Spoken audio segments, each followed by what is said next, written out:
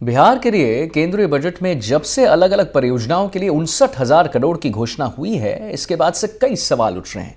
आइए आपको ये रिपोर्ट दिखाते हैं।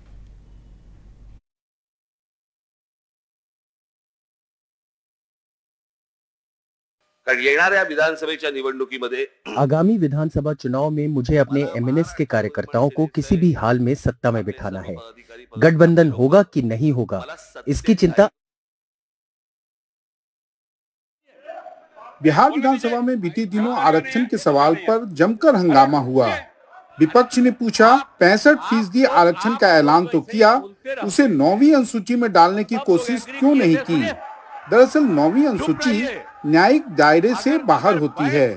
फिलहाल पटना हाईकोर्ट ने बिहार सरकार का अधिनियम निरस्त कर दिया है, जिसके खिलाफ राज्य सरकार सुप्रीम कोर्ट गई है। उसी समय जिस समय ये विधेयक पास हुआ था, ये अधिनियम बना था, राज्य सरकार ने मुख्यमंत्री की पहल पर इसे 9वीं अनुसूची में डालने की अनुशंसा भी उसी समय कर दी गई थी।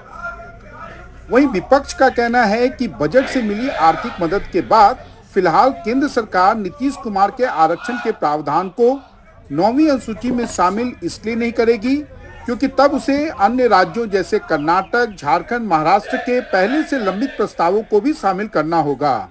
नीतीश जी का तो इतिहास रहा है बार्गेनिंग का। ये कभी भी किसी के साथ वार्तालाप कर सकते हैं, तो अभी तो इनके हाथ में लड्डू है।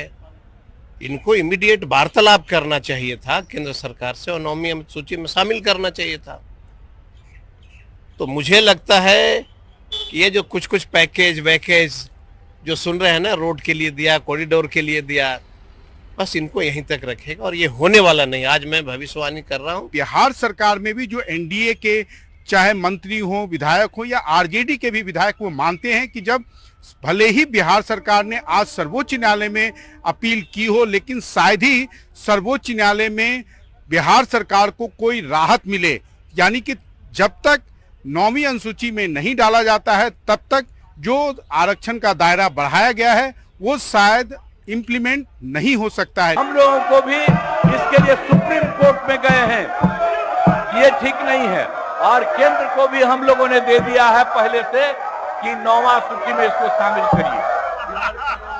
बिहार के सत्तारूढ़ एनडीए के सदस्यों का मानना है कि सुप्रीम कोर्ट में इस मामले में लंबित अपील पर शायद ही उन्हें राहत मिले।